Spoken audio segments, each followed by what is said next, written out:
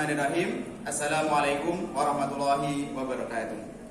Yang terhormat dosen penguji ujian kinerja PBG dalam jabatan Angkatan 1 tahun 2021. Perkenalkan, nama saya Muhammad Jailani.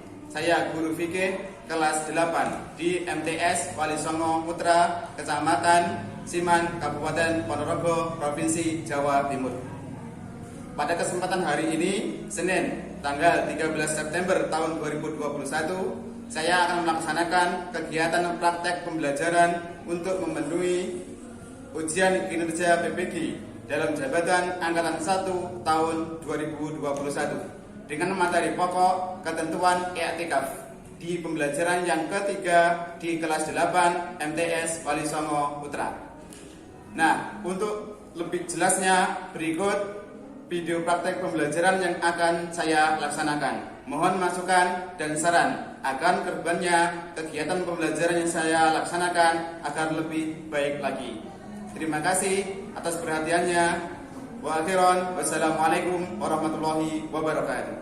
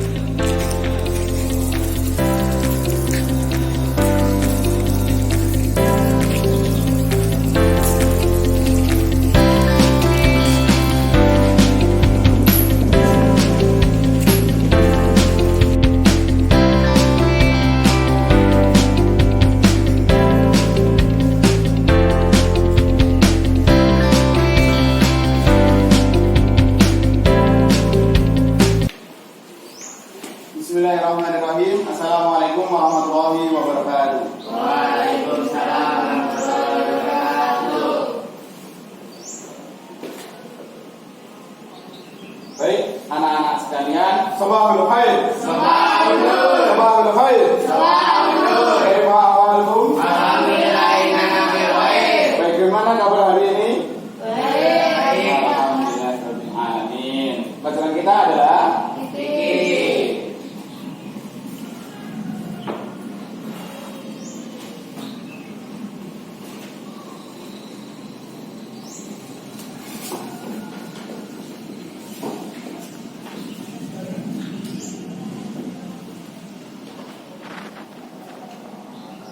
Baik anak-anak sekalian, sebelum kita memulai pelajaran pada pagi hari ini, marilah kita berdoa bersama. Al-Fatihah. A'udzubillahi minasyaitonir rajim.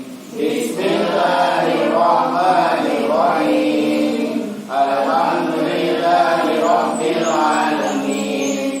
Ar-Rahmanir Rahim. Maliki yaumiddin. Iyyaka na'budu wa iyyaka nasta'in. Ihdinas siratal mustaqim. Siratal ladzina an'amta 'alaihim ghairil maghdubi 'alaihim waladdallin.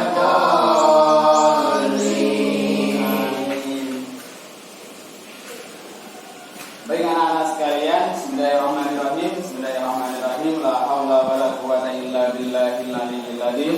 Rabbi ishrah li sadri wa yassir li amri wahlul 'uqdatam min lisani yafqahu qawli. Baik anak-anak sekalian, sebelum kita mulai pelajaran pada pagi ini, saya akan mengecek absen terlebih dahulu.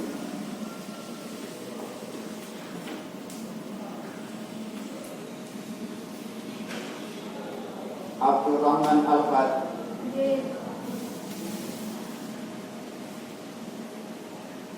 Aswal, Alaika Rahmatullah, Muhammad Devan,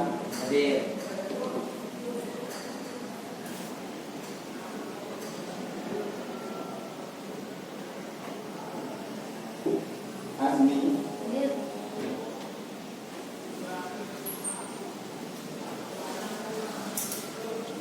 baik anak-anak, setelah kita mengadakan cek kelengkapan kelas, saya akan membacakan daripada tujuan pembelajaran pada pagi hari ini. Saya akan membacakan tujuan pembelajaran berbasis HUT memuat aspek HUT literasi 4C untuk KD 3 dan KD 4. Yang pertama, setelah membaca buku fikih dan artikel jurnal, peserta didik mampu menelaah pengertian iktikaf dengan tepat dan benar. Yang kedua, setelah membaca buku fikih dan artikel jurnal, peserta didik mampu menelaah hukum iktikaf dengan tepat dan benar. Yang ketiga, setelah membaca buku fikih dan artikel jurnal, peserta didik mampu menelaah hukum iktikaf dengan tepat dan benar. Yang keempat, setelah membaca buku fikih dan artikel jurnal, peserta didik mampu menelaah syarat iktikaf dengan tepat dan benar. Untuk yang kelima, setelah membaca buku fikih dan artikel jurnal, peserta didik mampu menelaah hal-hal yang membatalkan iktikaf dengan tepat dan benar. Yang keenam, setelah membaca buku fikih dan artikel jurnal, peserta didik mampu menelaah hal-hal yang diperbolehkan ketika iktikaf dengan tepat dan benar. Yang ketujuh, setelah membaca buku fikih dan artikel jurnal, peserta didik mampu menelaah amalan-amalan yang dianjurkan ketika iktikaf dengan tepat dan benar. Kemudian yang kedelapan, setelah membaca cerita, peserta didik mampu menelaah hikmah iktikaf dengan tepat dan benar. Dan yang terakhir yaitu setelah melihat video, peserta didik mampu mempraktikkan ketentuan iktikaf dengan tepat dan benar. Baik anak-anak, sebelum kita memasuki top baru atau judul baru, saya akan bertanya terlebih dahulu. Siap-siap? Nah, apa yang kamu lakukan untuk mendapatkan Lailatul Qadar? Iktikaf. Apa namanya? Iktikaf. Ya, betul sekali. Baik anak-anak sekalian, pada kesempatan kali ini kita akan belajar mengenai iktikaf. Sekarang kita mulai dulu pengertian dari iktikaf. Iktikaf apa itu iktikaf? Secara bahasa artinya berdiam diri, tinggal atau menetap. Secara istilah yaitu berdiam diri di masjid dengan syarat-syarat dan ketentuan tertentu. Baik anak-anak sekalian, untuk lebih mudahnya bisa dibuka bukunya halaman 77 mengenai bab iktikaf, kemudian masing-masing dibaca bukunya. Membaca buku kita mulai dengan bacaan basmalah. Nah, silakan membaca bukunya. Kalau seandainya nanti tidak ada kata-kata, mohon maaf, ada kata-kata yang kurang paham, silakan ditanyakan. Silakan membaca.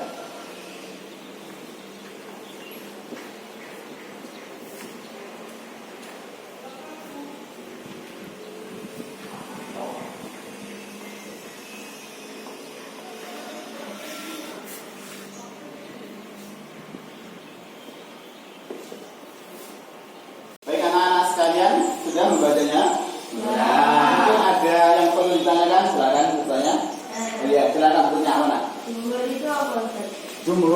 Jumhur adalah mayoritas ulama. Jadi mayoritas kebanyakan ulama berpendapat seperti ini.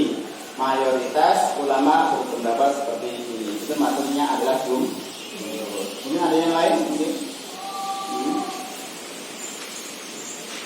Baik anak-anak sekalian, untuk menambah pemahaman kalian tentang masalah etika, silakan disimak video yang terputar. Putarkan, kita melihat video dengan bacaan basmalah. Silakan perhatikan untuk menambah wawasan. Pertanyaannya, apa itu i'tikaf? Apa itu i'tikaf? Saya tuliskan pakai bahasa Arabnya. Kalau tawaf itu sudah mafhum. Salat tidak perlu dijelaskan lagi. Tapi i'tikaf ini gambaran pertemuan di malam ini yang penting kita pahami dari awal kita berjumpa di sini supaya beberapa hari ke depan kita maksimal dalam memahaminya. Baik Bapak Ibu sekalian, saya minta Anda buka dulu Quran surah ke-21 ayat 52.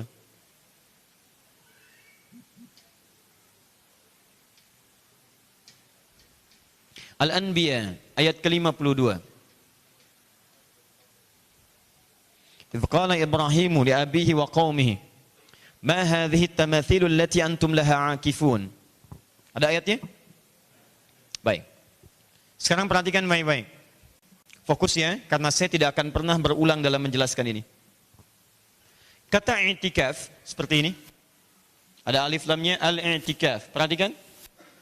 Asal katanya ini berasal dari kata akafa, ain, kaf, kemudian fa. Akafa, ain, kaf, fa. Apa artinya akafa?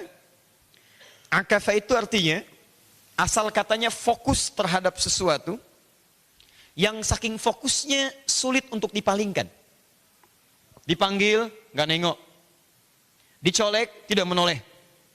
Misal, ada anak Anda misalnya 5 tahun, sedang nonton misalnya Tobot. Nah, ada acara Tobot, ya kan? Dilihat begini mah dia tuh. Kakak, gini aja. Sini dulu, gini aja. Dicolek, ya, misal. Ah, ini anak kecil ingat ya. Jadi kalau ada orang dewasa sama dengan nonton Tobot juga, sulit diingatkan, sulit dicolek, maka itu anak dewasa yang kekanak-kanakan. Fokus. Ketika anak ini menatap sesuatu, lihat begini, nggak bisa dipalingkan, dipanggil nggak bisa, nggak dengar dia, tapi nggak memberikan respon. Dicolek susah, malah marah kadang-kadang. Begitu diingatkan, dia tepuk misalnya. Nah itu dalam bahasa Arab, kata kerjanya disebut dengan akaf. Orangnya disebut dengan akif namanya, akif.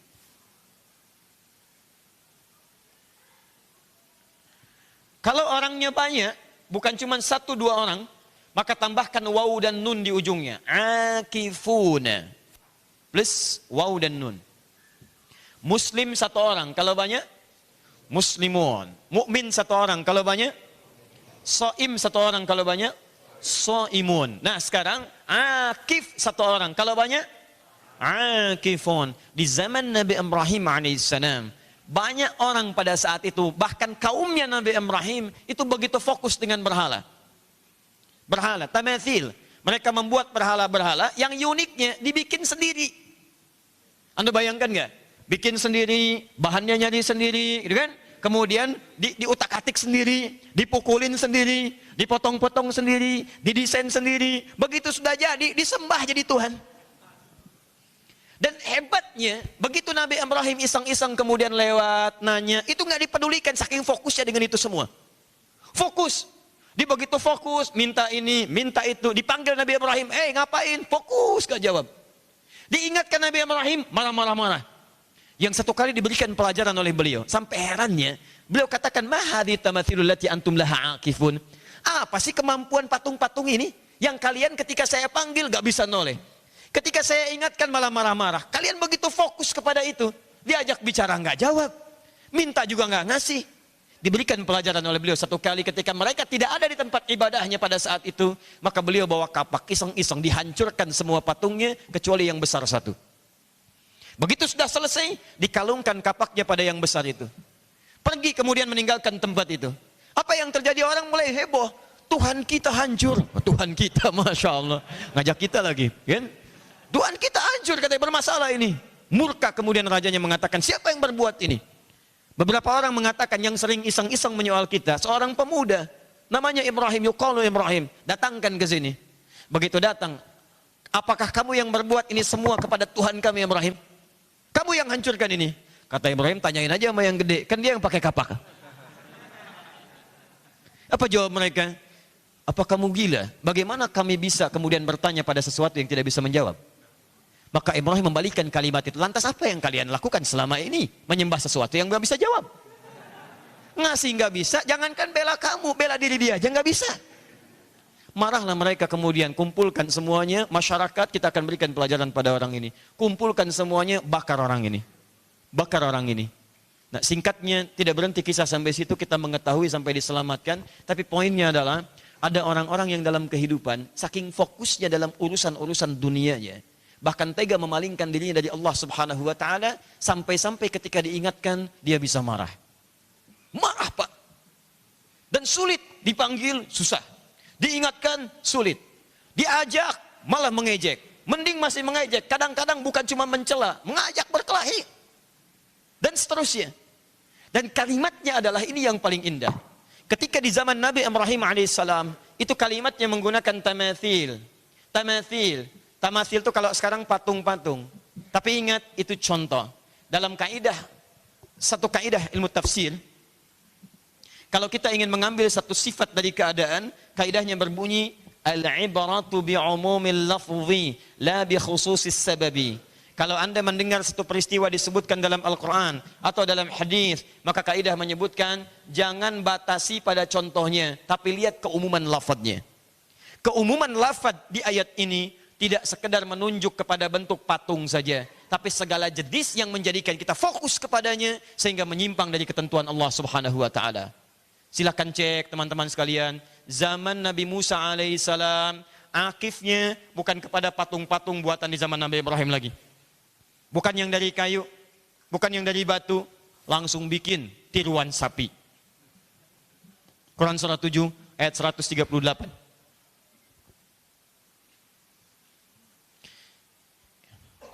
Saya agak cepat ya. Nabi Musa mimpin kaumnya melewati lautan, jawazna bil bahr, kemudian sudah lewat kemudian lautan, baru lewat Pak dari kejaran Firaun. Belum kering tapak kaki mereka. Belum kering.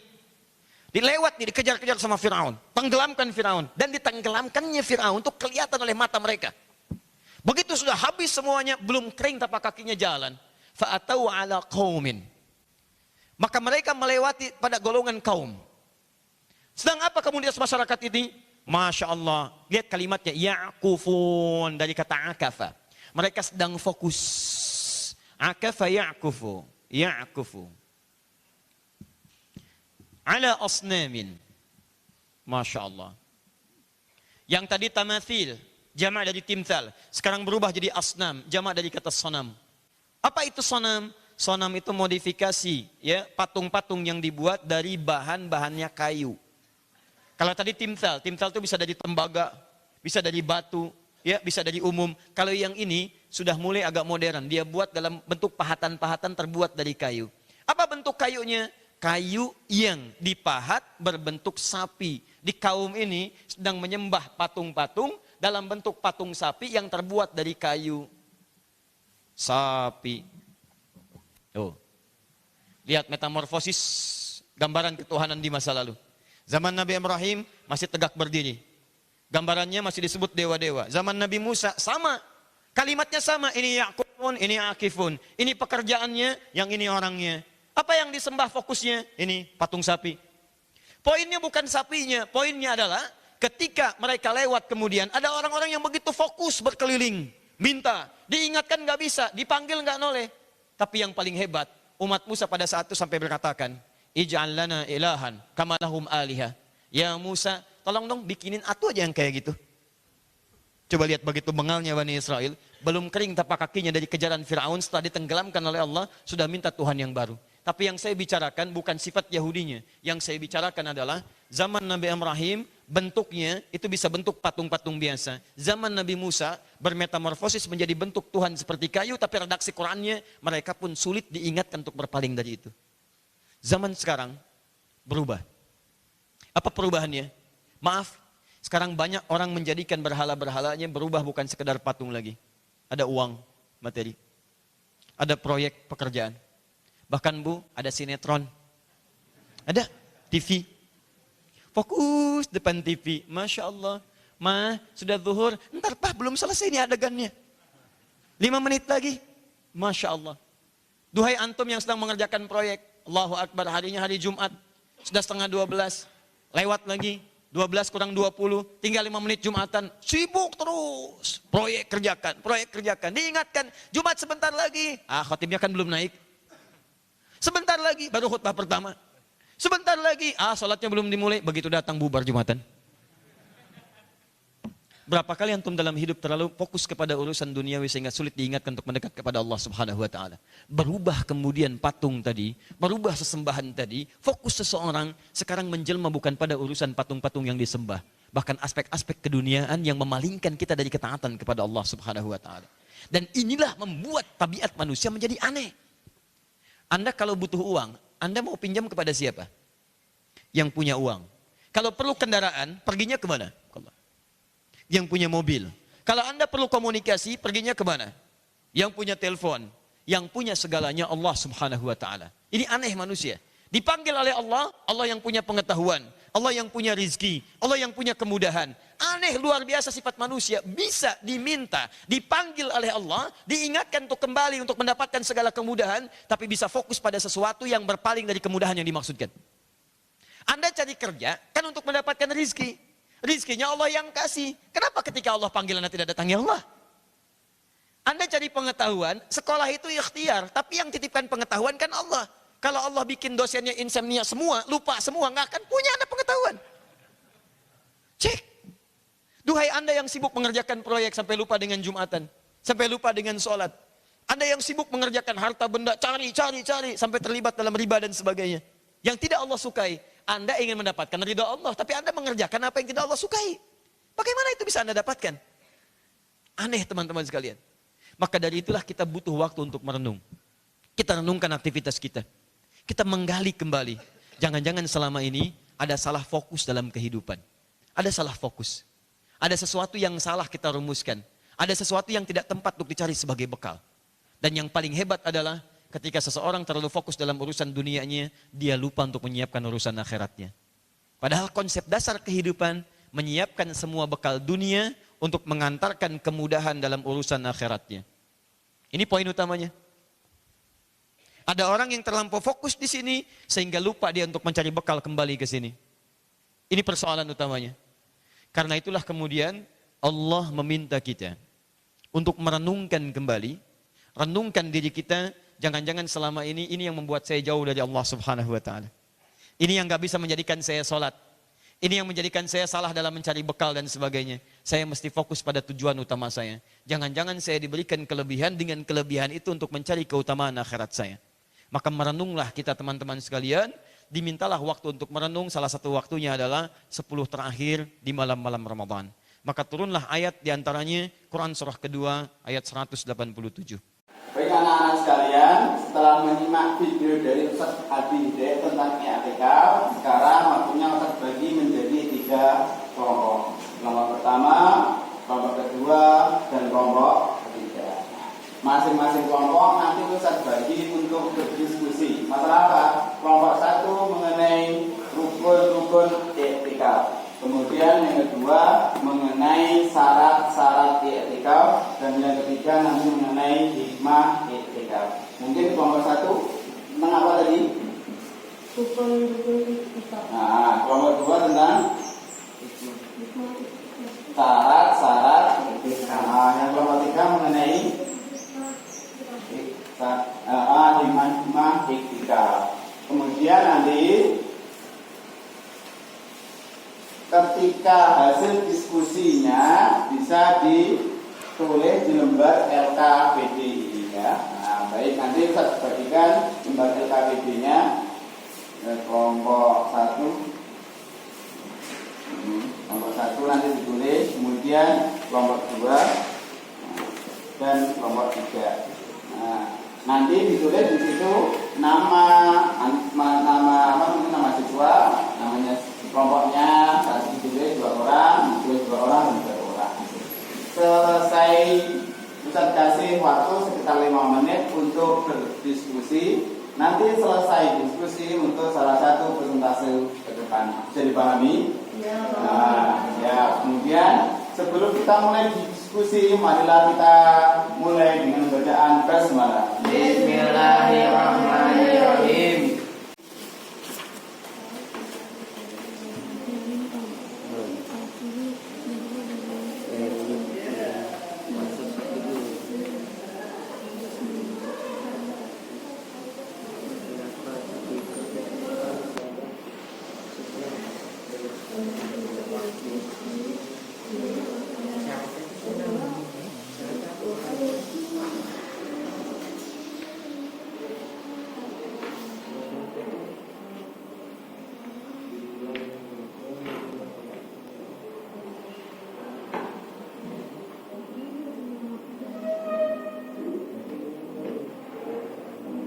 Baik anak-anak sekalian, saya kira cukup waktunya untuk berdiskusi. Sekarang waktunya untuk presentasi ke depan. Perwakilan satu kelompok, satu orang untuk maju ke depan.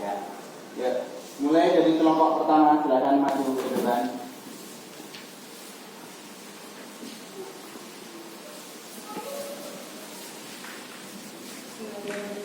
Kelompok pertama, rukun itikaf sebagai berikut. 1. Niat. Niat dipasang di dalam hati sebagaimana ibadah lainnya. Orang yang bernazar iktikaf harus menyiapkan kewajiban pada niat iktikafnya, karena iktikaf nazarnya merupakan iktikaf wajib. Hal ini penting dilakukan untuk membedakannya dengan yang sunnah. 2. Berdiam atau mundur. Ya, dari salah. Assalamualaikum warahmatullahi wabarakatuh. Waalaikumsalam warahmatullahi wabarakatuh. Baik, terima kasih kepada kelompok 1 yang sudah melaporkan diskusinya. Mungkin dari kelompok 2 maupun kelompok 3 ada yang menanggapi? Tidak ada? Tidak ada. Sekalian, setelah kita mendengar diskusi presentasi dari kelompok pertama, kita akan mendengarkan presentasi dari kelompok 2. Ya, silakan maju ke depan.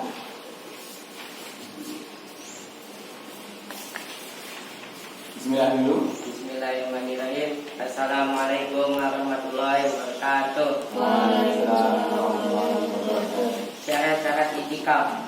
Berikut ini kami kutip pandangan ulama dari mazhab Syafi'i yang artinya itikaf merupakan ibadah sunnah muakkadah, suatu ibadah yang dianjurkan setiap waktu baik pada bulan Ramadan dan di luar Ramadan berdasarkan ijma ulama. As-Sarbini, Al-Khatib, Al-Iknafi, Ali, Al-Fadli, Abi Suja. Menurut Darul Fikri 1905 Masehi atau 1415 Hijriah, halaman 247. Ulama dari mazhab Syafi'i dan Hambali berpendapat itikaf merupakan ibadah sunnah. Ibadah itikaf dianjurkan setiap waktu. Ibadah itikafnya merupakan tradisi itikaf. Sekian dari kelompok 2. Wassalamualaikum warahmatullahi wabarakatuh. Waalaikumsalam warahmatullahi wabarakatuh. Terima kasih kepada kelompok 2 yang telah presentasi dari kelompok 2-nya. Mungkin dari kelompok 1 atau kelompok 3 mau menanggapi? Tidak ada? Baik, tidak ada. Lanjut untuk kelompok 3, silakan maju ke depan. Nah, mendiskusikan dan mempresentasikan apa yang sudah didiskusikan. Diangkat suaranya, bismillah dulu. Bismillahirrahmanirrahim. Ini adalah hasil diskusi dari kelompok 3. Sebelum melaksanakan iktikaf ada beberapa syarat yang harus dipenuhi. Tahukah kamu apa syarat-syarat tersebut? Agar kita pelajari dengan sungguh-sungguh materi berikut. A. Islam. Dengan disyaratkannya status beragama Islam, maka orang kafir atau orang yang tidak beragama Islam tidak sah bila melaksanakan iktikaf. B. Balik atau mumayyiz. Seorang anak yang belum balik tetapi sudah memayyiz apabila melaksanakan ibadah iktikaf, hukumnya sah dan betul hanya dilaksanakan di dalam masjid saja. Mungkin cukup sekian. Waalaikumsalam warahmatullahi wabarakatuh. Baik, terima kasih kepada kelompok 3 yang telah mempresentasikan hasil diskusinya. Dari kelompok 1 dan kelompok 2, mungkin ada tanggapan? Tidak ada. Oke, baik. Baik anak-anak sekalian, sebelum kita mengadakan evaluasi, silakan bukunya dibaca terlebih dahulu selama kurang lebih 3-5 menit. Nanti setelah selesai Ustaz akan menanyakan hal-hal yang terkait dengan bab yang baru saja kita pelajari. Nah, silakan untuk dipelajari.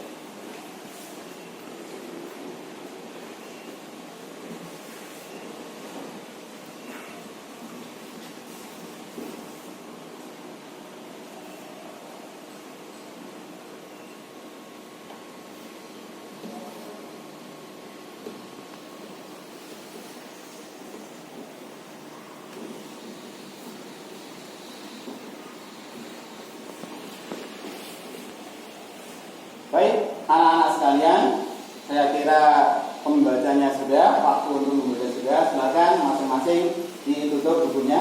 Nah, anak-anak tutup bukunya, ditutup bukunya. Persiapan untuk menjawab evaluasi dari Ustaz yang saya berikan, pertanyaan yang saya berikan. Soal pertama yang bisa menjawab nanti bisa tambah nilainya.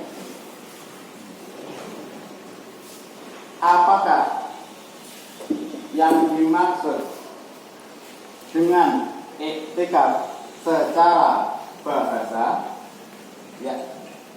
Iktikaf secara bahasa itu berdiam diri di dalam masjid atau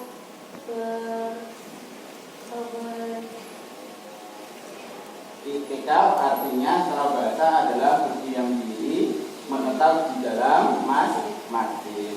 Namanya siapa? Waalaikumsalam. Ya, 100. Pertanyaan selanjutnya, siap-siap. Pertanyaan selanjutnya, apakah iktikaf menurut istilah?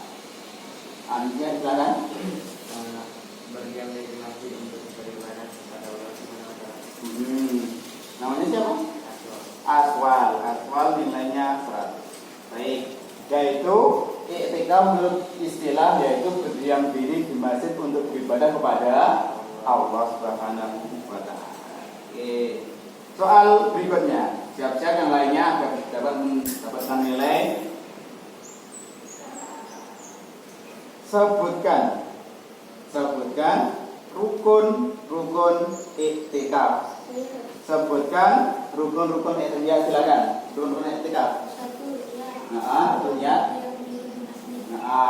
Jadi niat atau rukun dalam iktikaf yaitu ada 2, yaitu apa tadi? Niat dan berdiam diri di masjid. Baik, namanya siapa? Faiz. Oke, pertanyaan selanjutnya. Simak baik-baik agar dapat dinilai dengan teman-teman yang lain. Sebutkan syarat-syarat iktikaf. Sebutkan syarat-syarat iktikaf. Islam, balik, dan berakal sehat. Ulangi coba. Islam, balik dan berakal sehat. Namanya siapa? Revan. Oke, Revan ini. Ya, 100 untuk Revan, yaitu syaratnya untuk iktikaf yaitu Islam, balik dan berakal sehat. Oke, selanjutnya soal yang terakhir. Mungkin yang belum jawab, ya. Sebutkan salah satu hikmah dari iktikaf. Ya, silakan.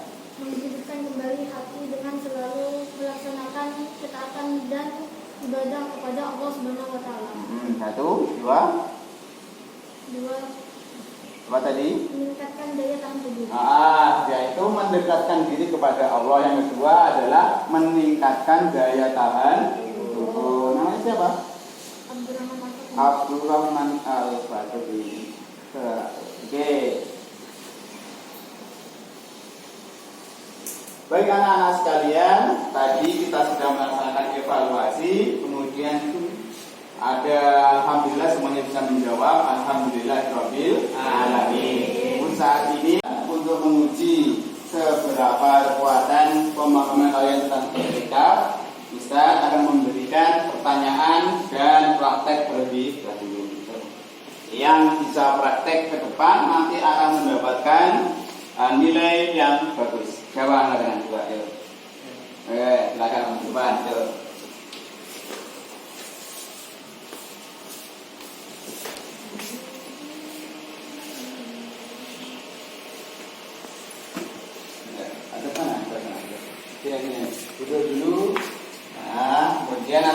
praktek. Jadi ketika di masjid apa yang kamu baca ketika iktikafnya? Ya, kita nggak praktek. Yuk, Allahumma firli dunubi wa ftahli abwaaba rahmatihi. Kemudian Astaghfirullahaladzim alladzi la ilaha illa huwal hayyul qayyum wa atubu ilaihi. La ilaha illallah wahdahu la syarika lah, lahul mulku wa lahul hamdu yuhyi wa yumiitu wa huwa ala kulli syai'in qadir. Allahumma antas salam wa minkas salam wa ilaika ya'udus salam wa ya rabbana salam wa jahilna jannata darus salam. Tabaraka rabbana wa ta'ala ya dzal jalali wal ikram. Bismillahirrahmanirrahim. Allahumma shalli ala sayyidina Muhammad wa sallim ala radhiyallahu ta'ala anhu sahabati Rasulillah ajma'in walhamdulillahi rabbil alamin. Hamdan syakirin, hamdan na'imin, hamdan mu'min jidan. Ya Rabbana lakal hamdu kama yanbaghi li jalali wajhikal karim wa ijlali. Allahumma inna nas'aluka salamatan fid din wa afiyatan fil jasad wa ziyadatan fil ilmi wa barakatan fil rizqi wa taubatan qabla al-maut wa rahmatan indal maut wa maghfiratan ba'dal maut. Allahumma na'amin alaina fi syahratil maut wa najatan minan nar wa hisab. Rabbana atina fid dunya hasanah wa fil akhirati hasanah wa qina adzabannar. baik, alhamdulillah. Silakan. Mungkin ada yang lainnya juga, silakan menunjukkan. Nah, ada kan? Silakan menunjukkan.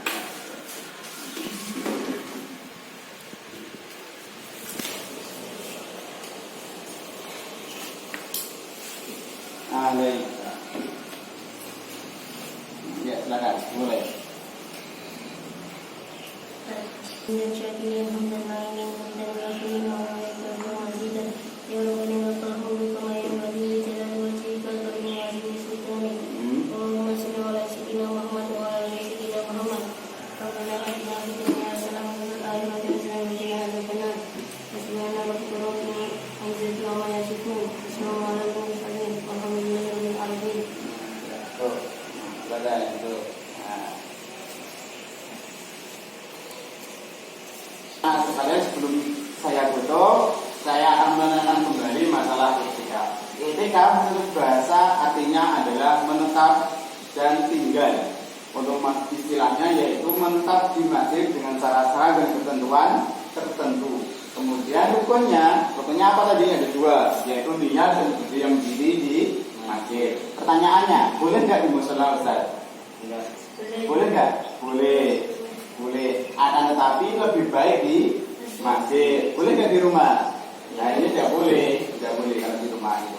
Kemudian syarat-syarat i'tikaf ini ada berapa? Ada beberapa yang disebutkan, diantaranya yaitu Islam, balik dan berakal sehat. Boleh nggak orang gila itu masuk masjid? Secara akal orang gila itu kan sudah nggak bisa mikir gitu. Kenapa harus di dalam masjid? Oke, yang terakhir yaitu apa tadi hikmahnya i'tikaf. Salah satunya adalah menjaga ketahanan daya tahan tubuh. Kok bisa, Ustaz? Karena dengan i'tikaf tubuh kita seperti istirahatkan, seperti hanya mesin. Mesin kalau digunakan terus apa yang terjadi? Akan rusak. Begitu juga tubuh kita kalau digunakan setiap hari akan rusak. Baik anak-anak sekalian, mungkin kita cukupkan sampai di sini pertemuan kita. Kita akan bertemu lagi di minggu-minggu yang akan datang. Kita akhiri dengan bacaan alhamdulillah. Alhamdulillahirabbil alamin. Alhamdulillahirabbil alamin. Anak-anakku tetap semangat, jaga kesehatan, selalu pakai masker. Wassalamualaikum warahmatullahi wabarakatuh. Waalaikumsalam.